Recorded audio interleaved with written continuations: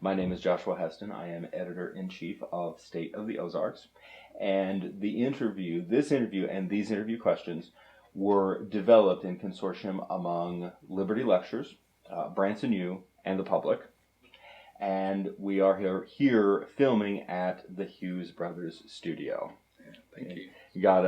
Gave you a great backdrop of a whole bunch of guitars. And we'd like to welcome our candidate for Alderman Ward 2, Cody Fenton. Cody, welcome. Yeah, thank you. Thank you. Thanks for having me. Absolutely. Now, you're originally from Little Rock, Arkansas. Yes, I am. But you moved to Cape Girardeau, Missouri, while in high school. That's right. And you attended Southeast Missouri State University. You double majored in political science and criminal justice. That's right. And after college, you attended law school at Faulkner University in Montgomery, Alabama. That's correct. That's a lot of schooling right there. Yeah, it was. I actually have a master's degree too. Do you? That I didn't even include in that bio. So yeah, my wife accuses me of being a lifetime student.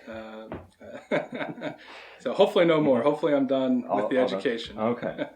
Now, you moved to Branson in January of 2013. That's correct. Along with your wife, Casey, who works for the Branson Public Schools. Yes, sir. And together you have 2 daughters, and you also own a law firm in town along with your business partner, Nick Grimwood. That sounds right. Good deal. Good deal. Thank you for being here. Yes, thank you. How do you see Branson in 5 years from now? 5 years. Well, hopefully post-pandemic, right? Mm-hmm. I think we're all looking forward to getting this chapter behind us, and hopefully, moving forward.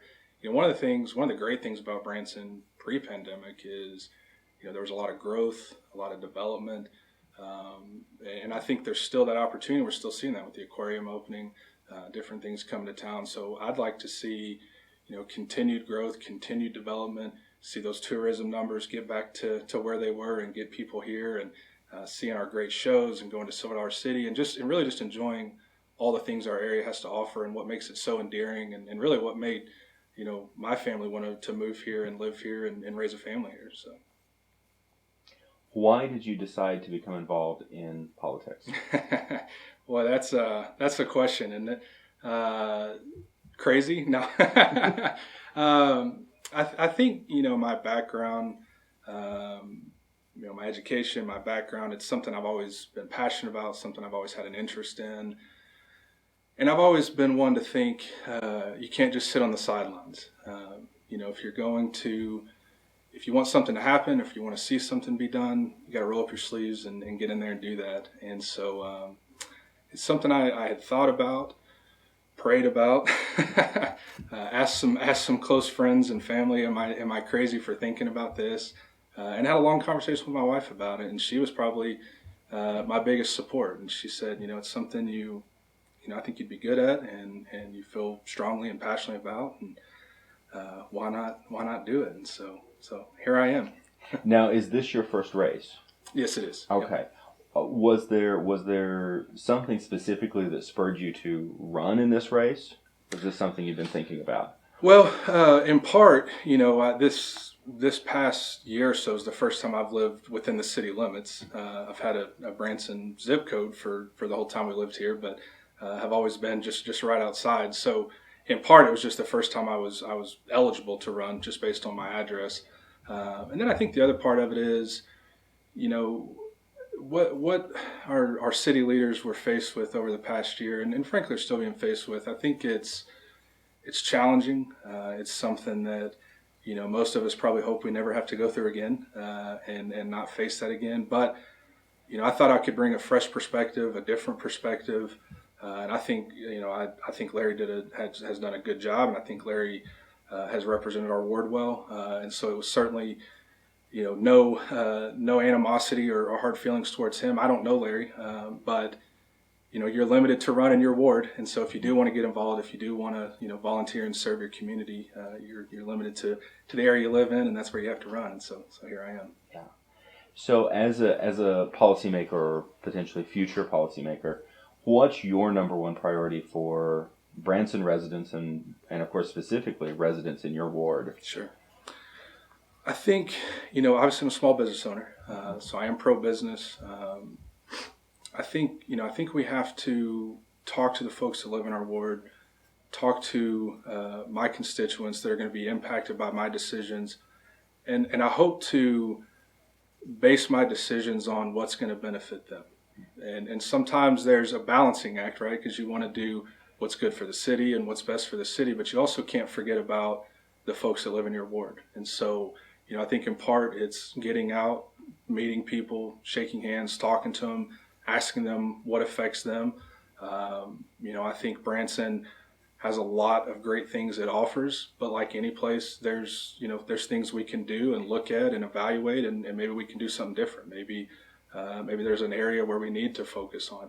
And I think, meeting those voters and meeting those people who live in my ward and being able to address their specific concerns is something I'm very much looking forward to. And I've offered my contact information and encouraging people to reach out and let me know what's impacting them, what's affecting them, what do they feel like, the direction of our city needs to be, because I don't think we need to lose sight of that. As city leaders, I don't think we need to sit there and forget about we're representing the people. We're their voice at City Hall. So, over the last year, we have seen increased division in our community. Sure. How would you address that? Oh, we've seen it everywhere, right? And in fact, I saw it on Facebook today. Social media is a blessing and a curse. I think this applies here locally at the state, federal level. I think we've got to get back to where we can have a conversation. We always have differences. That's part of what makes America so great is we don't have to have the same thoughts and beliefs and values.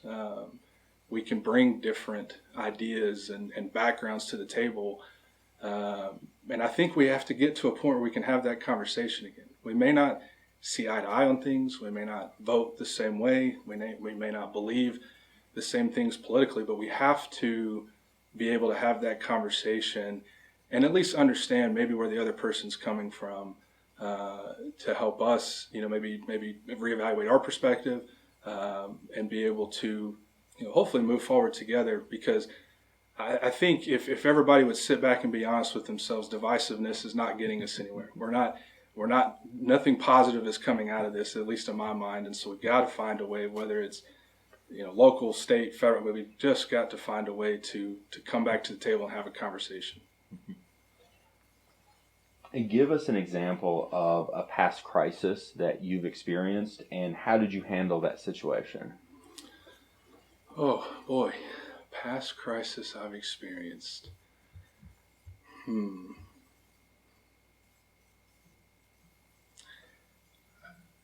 don't know if it's a crisis. I think, I started my law firm. We opened our doors January 2nd, 2017. Being a, transplant to the area, not being local, not being from the area, we basically started from scratch.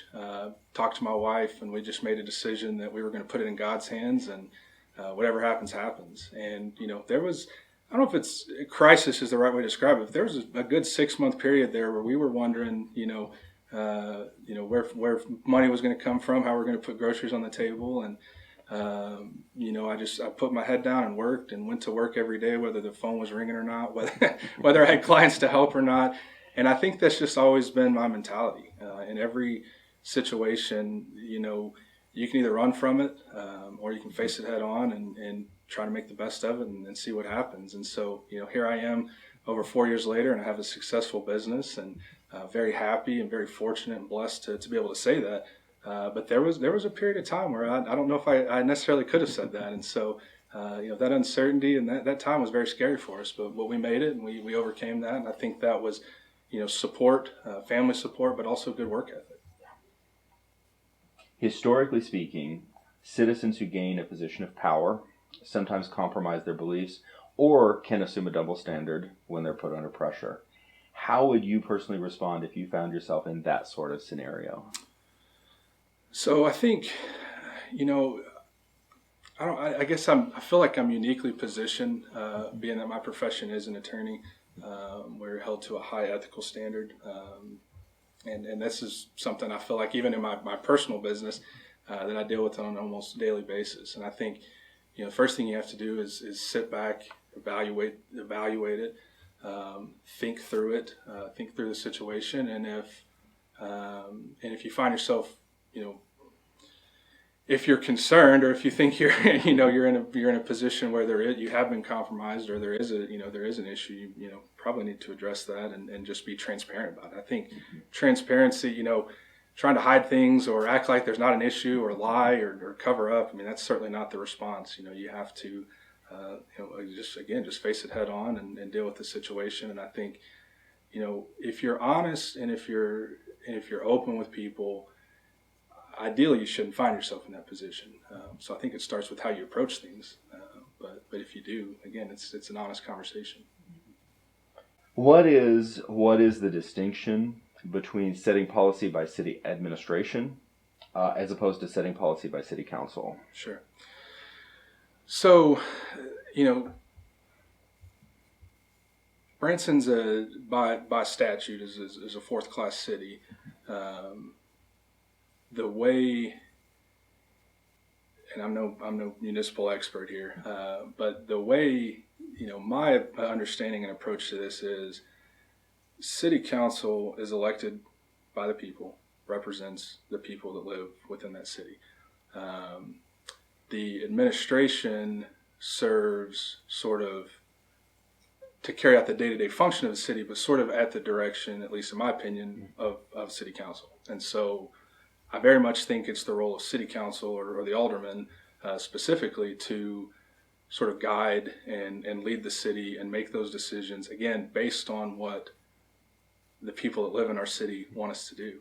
I do not think it's the role of the government to, again, at any level, to tell voters or tell residents within our city what they need to do. We need to listen to them. They need to have a voice, and we're elected to be that voice at the table for them. And I think that's very important. How do you plan to enable the community, or thoughts on responding to the local drug problem? Yeah, so it's interesting when you have conversations with people about that. It's kind of this, if you're not from the area, if you don't live in the area, a lot of people don't realize the prevalence of that problem. And it is a big problem. In fact, a few years back, our court system was so overrun, our county court system was so overrun with criminal cases that we actually had to split off from Christian County and have our own circuit court established. And so it is a problem, and drugs are a major problem. I think, for a lot of folks that struggle with that, it's addiction, it's a disease. I think it's something that,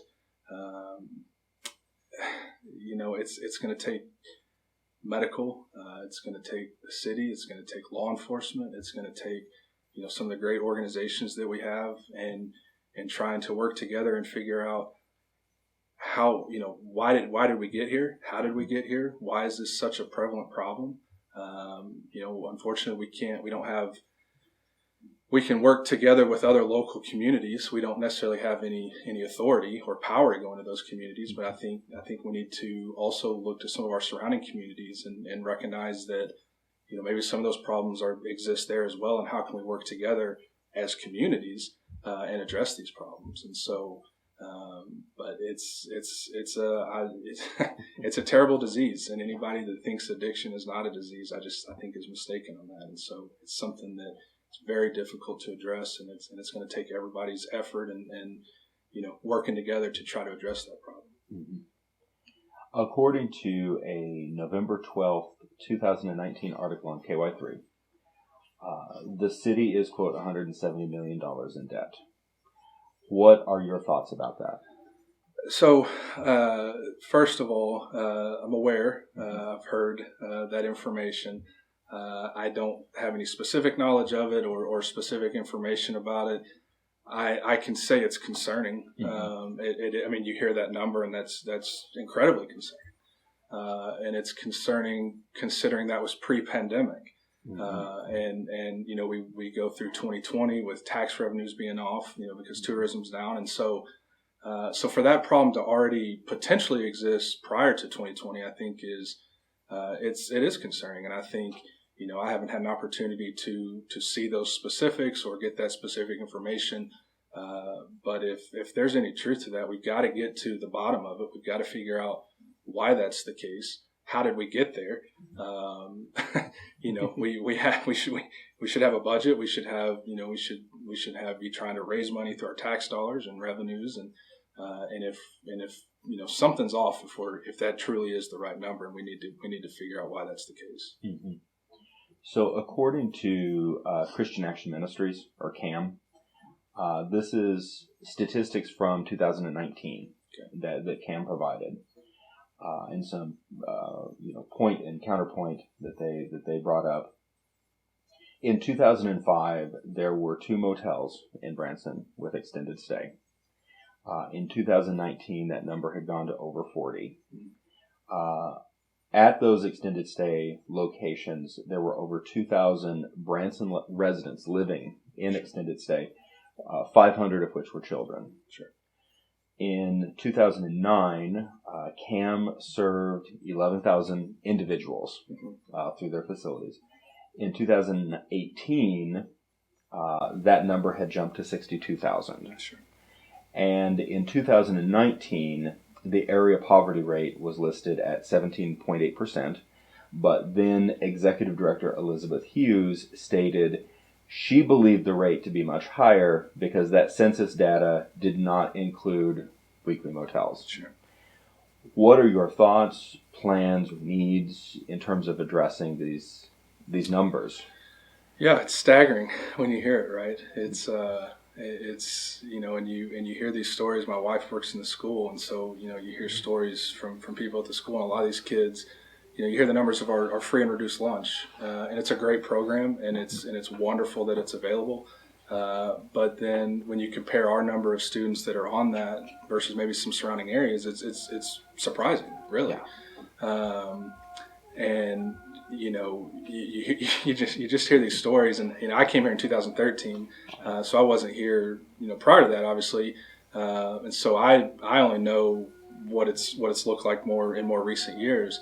I think with the extended stay motels, the problem, Branson is such a unique area in that when you look at the price to rent a home, the cost to rent a home, maybe the availability, we have just such a unique market that you talk to any realtor in town, there's no houses for sale. Inventory is just low. I haven't personally gone through the rental market a few years back. I mean, it's just hard to find places to stay. Certainly hard to find affordable places. The extended stay motels were, I don't know if the answer. They were an answer to that problem. I think in more recent years we have opportunity zones where maybe the private sector can get involved and develop some low cost housing to try to alleviate this problem. I know Elevate Branson is doing an awesome job with their tiny home development, but we've got to find a way to address the housing problem here. And I say it as a problem because there is no inventory. There's no place seemingly for these people to go other than these extended stay motels. And we've got to work together as a city and get involved with private individuals who are maybe looking to develop something like that, or private companies, and find some solutions and come up with some answers, whether it be for safety reasons, for various reasons. I mean, it's kind of well known around town, the extended stay motels can cause some problems in terms of law enforcement having to respond to situations there, and there's some safety concerns, and so it's not going to go away. It's not going to go away if we just sit on our hands and do nothing. But Branson does provide that, or present that unique issue of inventory and finding places and having affordable places for people to live. And it's something that's not going to be fixed overnight, but we can certainly try to start addressing it. Yeah. What is your opinion of the homeless camps that are in the immediate Branson area? Sure. Again, these folks, a lot of these folks, if you talk to them, good people, right? Good people, whatever circumstance led them to there. A lot of times beyond their control. Maybe there's some mental health issues going on there as well. You know, I think by and large, these people are, at least from what I can tell, and I may be wrong on this, but from what I can tell, these people are not dangerous. They're not presenting necessarily a danger risk to people, but it's unsightly as a city, and we've got to figure out what led them there. And you hear stories about people coming to town for various treatment programs or different things around town, and for whatever reason, those either don't work out, they don't complete the program, but then they end up staying here. And I think we're seeing that issue with the extended stay. I think we're seeing that issue with the homeless population. And not that we shouldn't have those programs. Those programs are great. We need those programs. But we've got to figure out what is causing these people. What resources do we have? Because there's a ton of resources out there. I mean, Branson, it seems like everywhere you turn has a nonprofit organization that is, wants to help and wants to reach out, and to the extent they can, they will help. And so, is it a matter of connecting these people to these resources, or making them aware that it's available? I don't think it's a lack of resources necessarily, but it's addressing what caused the problem in the first place. Why are they in that situation, and what can we potentially do to fix it? Programs such as the J-1 visa program bring workers into Branson. How do programs like this impact our community? Sure. So obviously, there's a lot of in the service type industries, hotels, things like that I think really benefit from those programs. I know, various businesses around town, like the track. I mean, I think they participated in that. We've got to have workforce, right? We've got to have people here. We're a tourist economy. I mean, everything here is driven by catering to the people coming in. I mean, we're a town of 10, 11,000 people, give or take, right? And we've got, in a good year, you hear numbers from 7, 8, 9, 10 million, right? So we've got, compared to the number of people that live here, we have a ton of people come to town, and we've got to have the workforce to address that. But at the same time, we can't forget our local folks, our folks that live here and need work and are needing to find a job. We can't forget about them and not at least give them an opportunity to also fill those same jobs if they're qualified and if they're willing to. Mm-hmm. Branson, and we've talked about this already, but Branson is a largely seasonal economy. Sure. Should this seasonality be addressed as we move forward, and if so, how? Sure. So, obviously I don't work in the tourism industry, but my business is affected by it, just like I think everybody else is. I think the simple answer is yes. I mean, I think there's not many people like the fact that a couple months out of the year, maybe they're having to get on unemployment, or maybe there's that uncertainty, when the season starts back up, are they going to be able to go back to that same job they had previously? So I think to the extent our performers and the folks in town that are impacted by that more, to the extent they want to, perform year round, I think we absolutely should try to make it a year round economy, a year round tourism place. Branson is, it gets cold here, so there's certain things we can't do outside, but there's still so many ththings our city offers that even in those cold months in January and February, there's still things to do. There's still shows to go see. There's still attractions to go visit. To the extent those places want to stay open and operate, I don't know why we wouldn't try to make it a year-round economy. The continuation of Branson's tourism tax is on the ballot this April. What is your opinion of the tax? So I'll confess, this is one that I know about it. Don't know probably as much as I should. Need to research it some more. I know that we have, a big driver of our economy are the tourists, and as I understand it, that tax is designed to be taxed to those tourists to come in and help us, offset some of the cost and the burden but maybe some of the infrastructure needs and just the things our city needs to be able to cater to these millions of people that come here and visit. So, I think it's a tax that we probably need to continue to have. I know there's two, and this is where I need to just research a little bit more. I know I believe there's two ballot measures. One is maybe 0.5%, and one is 4%, I think, which is a pretty drastic difference. And so, I would need to look at, what is it currently, and what is that, how much of an impact, or how much would that change, our taxes. But no, I mean, I think our tourists, they come here, they benefit from our great community, and I think having that tax to help us support that, and support our city, and be able to make our city available to our tourists is important. What is your understanding of the perception of Branson worldwide, and should that perception be changed in any way? So in 2010, I was living in Southeast Missouri. Recently married. My wife and I got married in October of 2009. Recently married. Recently had finished college, and so I had applied and been accepted to law school. I knew I was moving to Alabama. Around that same time, my parents, my stepdad specifically, said that he had applied for a new job in Branson.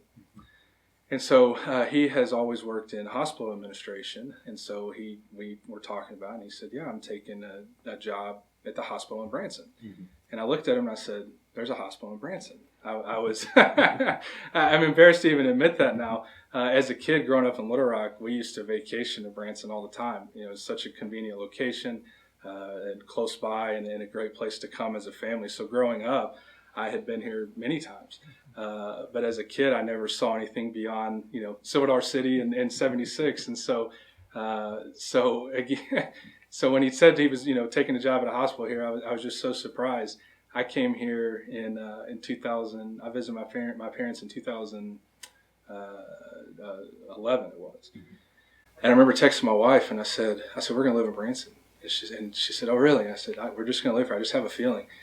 I think people in sort of the surrounding states, Oklahoma, maybe Kansas, Nebraska, Arkansas, they know what Branson is. They know what Branson has to offer. They know what a great place it is. It's wholesome, family fun.